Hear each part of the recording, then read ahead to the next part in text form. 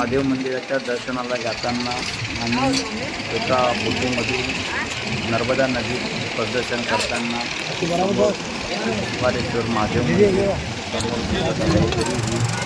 ओंकारेश्वर मंदिराच्या आजूबाजूला नर्मदा नदी व कुबेर नदी यांनी विळखाव घातलेला आहे। तरीही या नर्मदा नदीतून आम्ही बोटीतून जाताना व प्रदर्शन करताना आम्ही नर्मदा नदीमध्ये प्रदर्शन करत आहोत। तरीही समोर नर्मदा नदी व कुबेर नदीवर धरण बांधलेलं आहे। तरी या धरणाच्या लेफ्ट साईडला डाव्या बाजूला पॉवर स्टेशन दिसत आहे। तरी या पॉवर स्टेशनमध्ये वीज तयार होत असते व नर्मदा नदी ही उजव्या बाजूला दिसत आहे व नर्मदा नदीच्या धरणावरून परत येताना ओंकारेश्वर दर्शन नर्मदा नदीच्या किनाऱ्यावर ओंकारेश्वर महादेव मंदिराचं 12 ज्योतिर्लिंगांपैकी दर्शन ओंकारेश्वर करून देत आहोत। मध्य प्रदेशमध्ये ओंकारेश्वर ओंकारेश्वर डोंगरावर ओंकारेश्वर महादेवाची प्राणप्रतिष्ठा ही आपल्याला नदी व कुबेर नदीच्या त्रिवेणी संगम। तरीही ओंकारेश्वर या डोंगराला आम्ही कुबेर नदी व नर्मदा नदीच्या जाताना ओंकारेश्वर नदीवर समोर आपल्याला झुलता पूल दिसत आहे।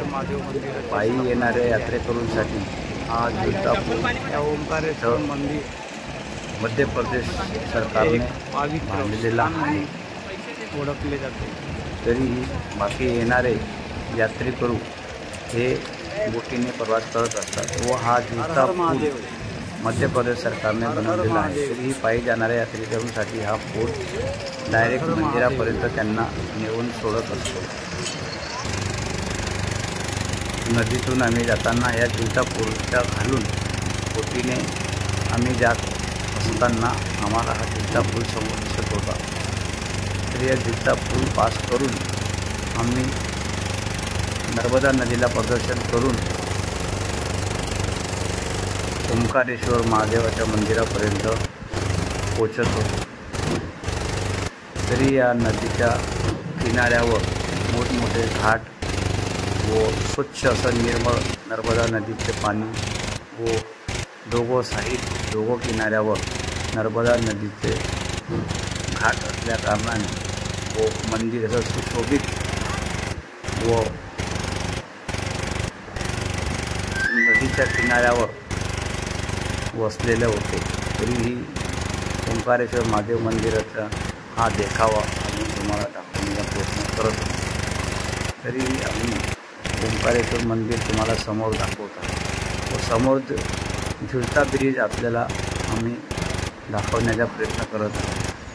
त्याचप्रमाणे नदीतून प्रदर्शन करताना त्या डोंगरावर भव्य अशी